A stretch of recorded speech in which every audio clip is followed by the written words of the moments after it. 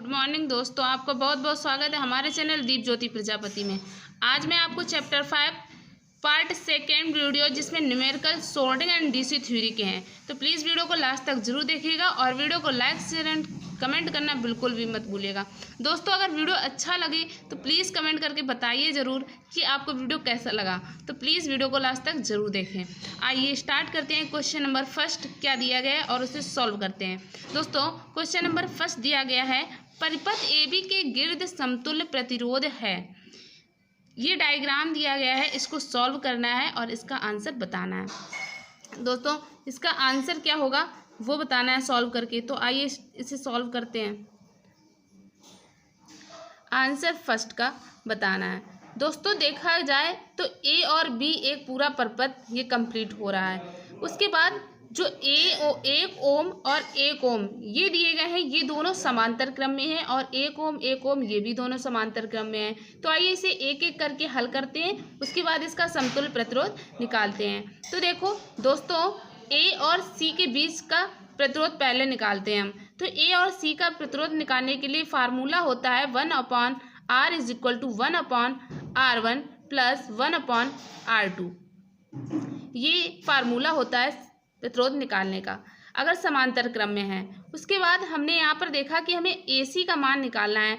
RAC का मान यानी कि जो प्रतिरोध निकालना है 1/RAC is equal to 1/R1 का मान दोस्तों दिया गया है 1 प्लस R2 का मान भी दिया गया है 1। तो दोस्तों यहाँ से हो जाएगा 1RAC इज इक्वल टू 0.5 ओम, या इसे हम ये भी लिख सकते हैं कि RAC इज इक्वल टू 1/2 ओम। उसके बाद आइए स्टार्ट करते हैं कि C और B के बीच का समांतर प्रतिरोध निकालते हैं। तो C और B का समांतर प्रतिरोध क्या होगा? तो 1/R क्या दिया गया है इसका? RBC is equal to 1/R1 plus 1/R2। दोस्तों, अब इसके बीच का निकालना है। तो यहाँ पर भी हमें देखने को मिल रहा है कि यहाँ पर भी हमें दिया गया है 1 ओम और 1 ओम, यानी कि R1 और R2 का मान 1 ओम दिया गया है। तो 1/RBC इज इक्वल टू हो जाएगा 1/1। R1 का मान 1 और R2 का मान भी 1 दिया गया है।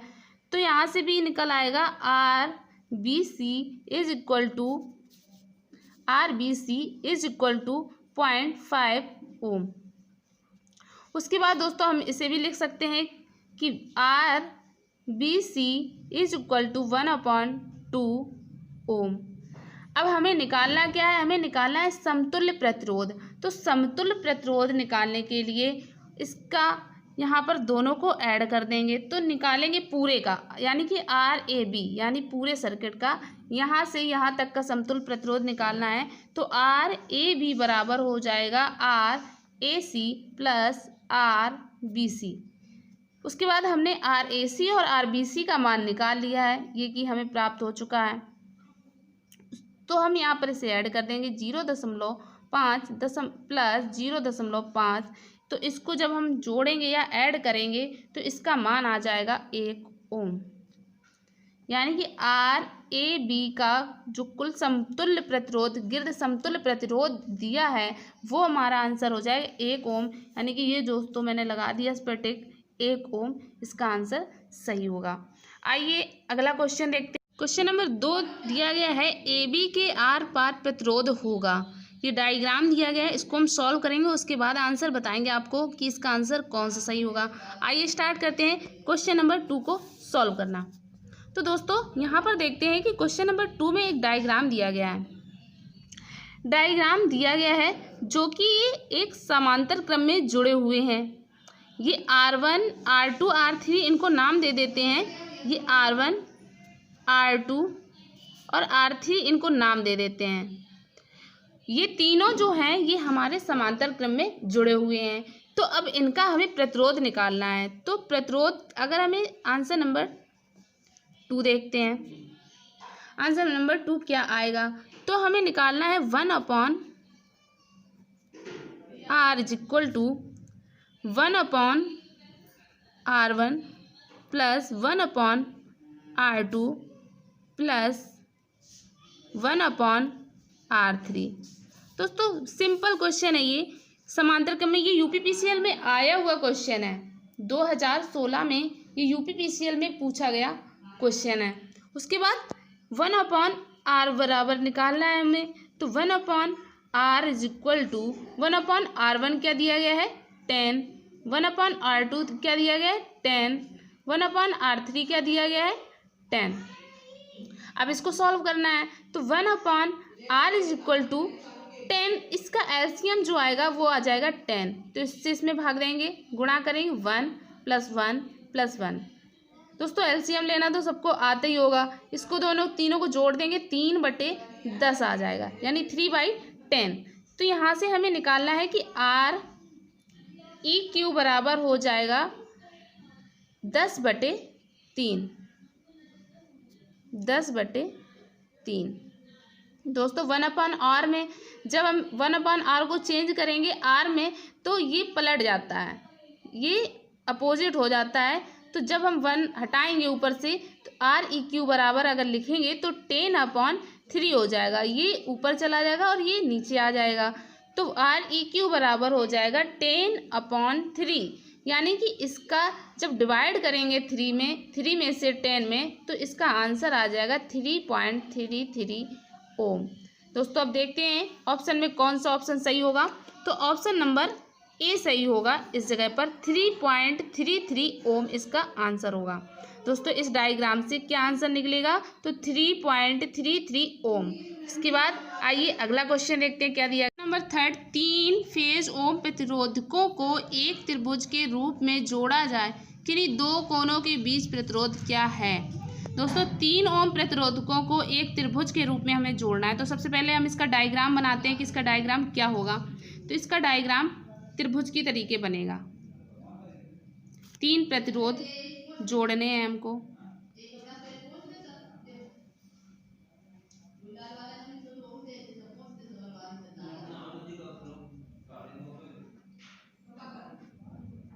ये कितने ओम के हैं? 3 ओम के हैं, 3 प्रतिरोध हैं और 3 ओम के 3 प्रतिरोध हैं। अब इसको सॉल्व करना है कि इसका आंसर क्या है, इनके बीच का प्रतिरोध क्या होगा। किन्हीं दो कोनों के बीच का प्रतिरोध निकालना है। तो किन्हीं दो प्रतिरोध सीरीज में जोड़ने पर अगर हमें श्रेणी क्रम में जोड़ने पर R इज इक्वल टू हो जाएगा R1 + R2। तो R इज इक्वल टू निकल आएगा R1 + R2 बराबर 6 ओम, यानी कि 3 + 3 इज इक्वल टू 6 ओम। अब 6 ओम और 3 ओम को प्रतिरोध समांतर क्रम में जोड़ दें। हमने देखा कि इनको और इनको हमने श्रेणी क्रम में निकाल लिया, अब ये जो बनेगा उनको समांतर क्रम में निकाल लेंगे। तो जब हम R1 जो ये दिया गया है R, तो जब 6 ओम और 3 ओम को प्रतिरोध समांतर क्रम में हो जाएंगे, किस में हो जाएंगे? समांतर क्रम में। अब से ये श्रेणी में था, अब समांतर क्रम में निकालेंगे। तो 1/r इज इक्वल टू आ जाएगा 1/r दिया गया है 1/6, 1/3, 1/r इज इक्वल टू 1 + 2/6। इसका एलसीएम कितना होगा? 6 से 6 में भाग देंगे, 1 आएगा, 1 का गुणा 1 में तो 1 प्लस 6 में 3 का भाग देंगे तो कितना आ जाएगा? 2 का मल्टीप्लाई 1 में तो 2, तो यानी कि 1 + 2 is equal 1 + 2/6 is equal to आ जाएगा 3/6। अब 3/6 को भी काट सकते हैं, 3 × 2 = 6, यानी 1/2 ओम। तो इसका आंसर लेकिन कितना आ जाएगा? तो 1/r इज इक्वल टू आया 1/2, यानी कि r is equal to answer आ जाएगा 2 ओम। तो दोस्तों यहाँ पर आंसर आ जाएगा R इज इक्वल टू, यानी प्रतिरोध जो दो कोनों के बीच का आएगा वो आएगा 2 ओम। अब दोस्तों देखते हैं इसका ऑप्शन नंबर फर्स्ट सही आएगा, ऑप्शन नंबर फर्स्ट यानी कि 2 ओम। इसके बाद अगला क्वेश्चन देखते हैं। नंबर 4 दिया गया है सर्किट का पूर्ण प्रतिरोध कितना होगा। तो आइए दोस्तों इसको सॉल्व करते हैं कि इसका आंसर कितना आएगा। एक डायग्राम दिया गया है, उसमें 8 ओम के प्रतिरोध है और 21 ओम का प्रतिरोध दिया गया है। तो आइए इसे सॉल्व करते हैं।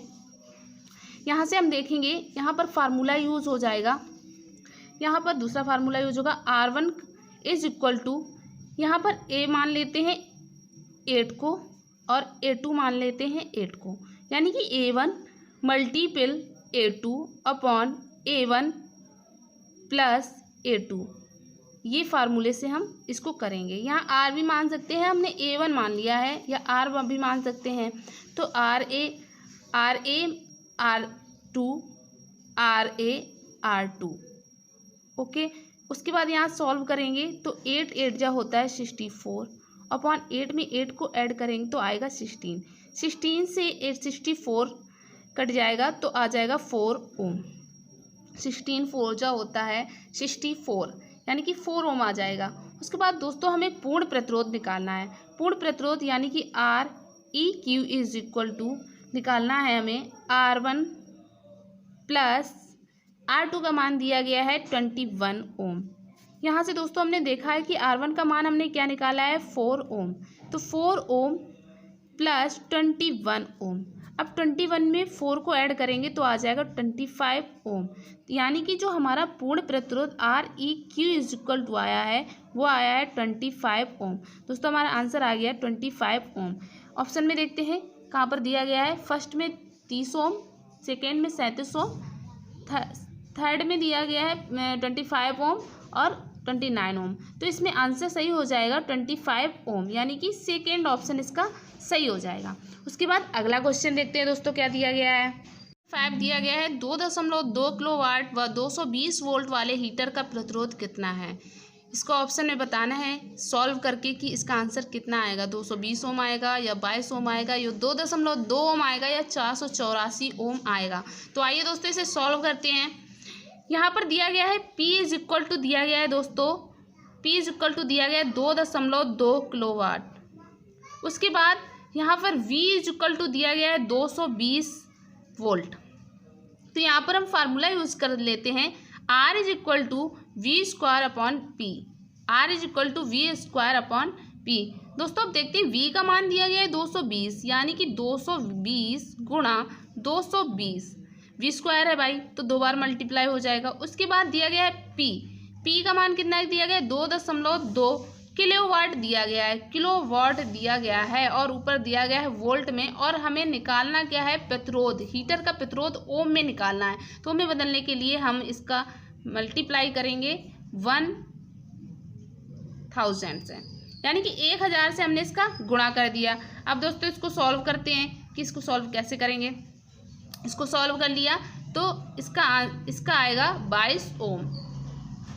जब इसको सॉल्व करेंगे तो इसका आंसर आएगा 22 ओम। दशमलव हटाएंगे, 0 बढ़ाएंगे, 1 0 से 0 ये कट जाएगा, 1 0 से 0 ये कट जाएगा, 22 से 22 कट जाएगा, बच्चे कितना 22 ओम। तो 22 ओम इसका आ जाएगा। उसके बाद R इज इक्वल टू क्या लिख सकते हैं, यानी कि 22 ओम। जो हीटर का प्रतिरोध आएगा दोस्तों वो कितना आएगा तो 22 ओम होगा। तो इसका आंसर कौन सा सही हो जाएगा, बी ऑप्शन सही हो जाएगा 22 ओम। उसके बाद अगला क्वेश्चन देखते हैं। अगला क्वेश्चन कौन सा है। अगला क्वेश्चन दिया गया है 20 सेंटीमीटर लंबी तार का प्रतिरोध 5 ओम है, इसे 40 सेंटीमीटर लंबाई तक एक समान रूप से ताना जाता है, वर्तमान प्रतिरोध होगा। दोस्तों इसको सॉल्व करके बताना है कि इसका वर्तमान प्रतिरोध कितना होगा। तो आइए इसे दिया गया है यहाँ पर कि R1 इज इक्वल टू दिया गया है 5 ओम, यानी कि 5 ओम दिया गया है। उसके बाद यहाँ पर दिया गया है R2 का मान दिया नहीं गया है, R2 का मान यानी कि निकालना है। उसके बाद L1 यानी कि 20 लंबाई दी गई 20 सेंटीमीटर लंबे तार की, तो L1 दिया गया है 20 और L2 दिया गया है 40 सेंटीमीटर में दिए गए हैं। उसके बाद हमें निकालना क्या है, तो हमें निकालना है कि अगर समान रूप से ताना जाता है तो वर्तमान प्रतिरोध क्या होगा। तो यहाँ से हम देखेंगे कि R1 upon R2 is equal to हो जाएगा L1 अपॉन L2। तो हमने देखा यहाँ पे कि R1 अपॉन R2 बराबर L1/L2 है तो R1 का मान कितना दिया गया है 5 ओम, R2 का मान नहीं पता है, इज इक्वल टू L1 का मान कितना दिया गया है 20 और L2 का मान दिया गया है 40। अब यहाँ से R2 का मान निकालना है तो R2 इज इक्वल टू हो जाएगा 40 × 5/20 इज इक्वल टू 45 से हो जाएगा 200/2, 0 से 0 कैंसिल हो जाएगा और 10 × 2 = 20 होता है, तो यानी कि इसका आंसर कितना आ जाएगा 10 ओम। कितना आ गया 10 ओम। तो आइए दोस्तों इसमें ऑप्शन देखते हैं कौन सा सही होगा। अगर 20 सेंटीमीटर लंबी तार का प्रतिरोध 5 ओम है, इसे 40 सेंटीमीटर की लंबाई तक एक समान रूप से ताना जाता है तो वर्तमान प्रतिरोध क्या होगा। दोस्तों ये मोस्ट इंपॉर्टेंट क्वेश्चन है, काफ़ी बार ये क्वेश्चन पूछा जा चुका है, तो इसे ज़रूर अच्छे से देखें। तो इसका आंसर कितना आया दोस्तों, इसका ऑप्शन नंबर बी यानी कि 10 ओम इसका आंसर सही होगा। अगला क्वेश्चन देखते हैं। दिया गया है 2 ओम और 3 ओम के क्रमशः 2 तार समांतर क्रम में जोड़े जाते हैं, उनका परिणामी प्रतिरोध क्या होगा, यानी पूर्ण प्रतिरोध इसका भी निकालना है। तो आइए देखते हैं कि यहाँ पर क्या दिया गया है, क्या क्या ऑप्शन दिए, क्या क्या नंबर दिए गए हैं। तो 7 नंबर का देखना है। दिया गया है यहाँ पर कि R1 2 ओम है यानी 2 ओम है और R2 जो दिया गया है वो 3 ओम दिया गया है। दोनों समांतर क्रम में हैं, ये दोनों जो हैं ये समांतर क्रम में हैं। जब ये समांतर क्रम में है तो यहाँ पर पूर्ण प्रतिरोध निकालना है, यानी कि Req इज इक्वल टू हो जाएगा R1 × R2/R1 + R2। तो 2 3 होता है 6 और 2 में 3 ऐड करेंगे तो आ जाएगा 5। दोस्तों यहाँ पर आ गया 6/5 ओम, यानी कि Req बोल सकते हैं जब 5 का 6 में डिवाइड करेंगे तो आ जाएगा 1.2 ओम। ये आंसर आ जाता है यहाँ पर। परिणामी प्रतिरोध यहाँ पर कितना आया 1.2 ओम यानी कि 1.2 ओम, यानी कि फर्स्ट ऑप्शन इसका सही हो जाएगा। उसके बाद अगला क्वेश्चन देखते हैं। नंबर 8 दिया गया है, एक संवृत में यदि स्थिर शक्ति प्रदान की जाए और वोल्टता 4 गुनी बढ़ा दी जाए तो चालक का आकार होगा। ऑप्शन दिया गया है समान, बी ऑप्शन दिया गया मूल अनुप्रस्थ काट का 1/4 गुना, मूल अनुप्रस्थ काट का 1/8 गुना, 4 नंबर दिया गया मूल अनुप्रस्थ काट का 4 गुना। तो दोस्तों देखते हैं इसका आंसर कौन सा सही होगा। तो सबसे पहले बता दें कि एक फीडर में यदि स्थिर शक्ति प्रदान की जाए और वोल्टता अगर उसकी 4 गुनी बढ़ा दी जाए तो चालक का आकार मूल अनुप्रस्थ काट का 1/4 गुना हो जाएगा, यानी कि V² इज इक्वल टू 1 आकार। अर्थात वोल्टेज बढ़ाने पर, यहाँ पर कह सकते हैं कि वोल्टेज बढ़ाने पर आकार V² गुना के टर्न में घटेगा। V² जो आकार होगा ना वो V² गुना के टर्न में घटेगा। तो इसका आंसर जो सही होगा वो सही होगा मूल अनुप्रस्थ काट का 1/4 गुना, मूल अनुप्रस्थ काट का 1/4 गुना, यानी कि इसका भी बी ऑप्शन सही होगा। उसके बाद अगला क्वेश्चन देखते हैं क्या दिया गया है। नंबर 9 दिया गया है 21 ओम प्रतिरोध के सिरों के बीच मापा गया वोल्टेज कितना होगा। 21 ओम प्रतिरोध के सिरों के बीच मापा गया प्रतिरोध पूछा है, यानी कि वोल्टेज कितना पूछा है। तो ऑप्शन में दिए गए हैं 4.2 वोल्ट, बी ऑप्शन दिया गया है 42 वोल्ट, सी ऑप्शन दिया गया है 63 वोल्ट, डी ऑप्शन दिया गया है 84 वोल्ट। तो आइए इसे सॉल्व करते हैं कि इसका आंसर कितना आएगा। यहाँ पर आर बराबर दिया गया है 21 ओम, आर बराबर दिया गया है 21 ओम और वी बराबर हम जानते हैं कि आई आर होता है। वी बराबर कितना होता है आई आर होता है। उसके बाद यहाँ पर आई कितना दिया गया है दोस्तों, तो आई दिया गया है 4। कितने हैं सिरों के बीच मापा गया वोल्टेज, आई गुणा 4 गुणा 21 बराबर हो जाएगा 84 वोल्ट। कितना हो जाएगा 84 वोल्ट। 21 ओम प्रतिरोध के सिरों के बीच मापा गया जो वोल्टेज होगा वो हो जाएगा 84 वोल्ट, यानी कि इसका ऑप्शन सही हो जाएगा 4 नंबर, डी नंबर इसका आंसर सही हो जाएगा। अगला क्वेश्चन देखते हैं कि अगला क्वेश्चन क्या है। अगला क्वेश्चन दिया गया है, महों मापनी का उपयोग किसको मापने के लिए किया जाता है? महों मापनी के लिए किसका उपयोग किया जाता है? तो ऑप्शन दिए गए हैं, ए अम्लता, बी ऑप्शन दिया गया है प्रतिरोध, सी ऑप्शन दिया गया है कठोरता और डी ऑप्शन दिया गया इनमें से कोई नहीं। महों मापनी का उपयोग किसी मापक चालक की चालकता मापने में होता है। महों मापनी का उपयोग कहाँ पर होता है? तो किसी चालक की चालकता मापने में होता है। यहाँ पर किसी चालक की चालकता मापी जा रही है, कोई ऑप्शन है नहीं है। चालकता का व्युत्क्रम प्रतिरोध कितना होता है? तो चालकता का व्युत्क्रम प्रतिरोध जो होता है वो होता है G=1/R। ये चालकता का व्युत्क्रम प्रतिरोध होता है। समानतः किसी चालक का ताप बढ़ाने पर चालकता घटती है। यहाँ पर क्या बता रही हूँ कि अगर हम किसी भी चालक का ताप बढ़ाएंगे तो उसकी चालकता घट जाएगी और प्रतिरोध जो होगा वो बढ़ जाएगा। यानी कि चालकता घटेगी और प्रतिरोध बढ़ेगा कब? अगर चालक का ताप बढ़ाएंगे। चालक का प्रतिरोध ताप गुणांक धनात्मक होता है। यहाँ पर ये भी याद रख लें कि चालक का प्रतिरोध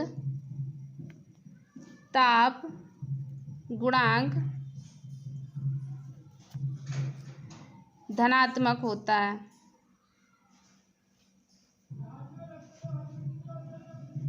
ये आपको यहाँ पर याद रखना है कि जो चालक का प्रतिरोध ताप गुणांक होता है वो धनात्मक होता है। कैसा होता है? धनात्मक। और जो चालकता का व्युत्क्रम प्रतिरोध होता है वो G=1/R होता है। लेकिन हमें ऑप्शन बताना है कि महों मापनी का उपयोग किसको मापने के लिए किया जाता है? तो इनमें से कोई भी नहीं, क्योंकि अभी मैंने बताया ना तो अम्लता, ना प्रतिरोध, ना कठोरता। महों मापनी का उपयोग कहाँ पर किया जाता है? किसी चालक की चालकता मापने के लिए इसका प्रयोग किया जाता है। चालक की चालकता मापने के लिए। थैंक यू दोस्तों।